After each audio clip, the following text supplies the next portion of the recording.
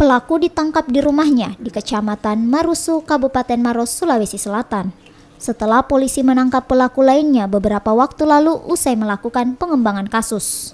Pelaku diketahui membeli senjata api rakitan model pengun berwarna silver yang terbuat dari besi stainless dengan panjang 15 cm beserta 2 butir amunisi dengan harga sebesar Rp3.500.000 dari pelaku lain yang terlebih dahulu tertangkap.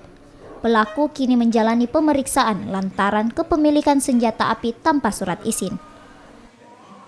Yang ini juga masih kita kembangkan karena ada beberapa di chatnya pelaku itu yang sudah kita rasa sebelumnya bahwa ada tawaran-tawaran yang kita kembangkan.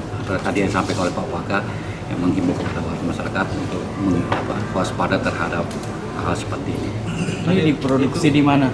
Ya dibuat oleh tersangka sebelumnya yang kita tangkap. Ada beberapa peralatan-peralatannya. Ini sebenarnya rumahan lah, home industry. Ya.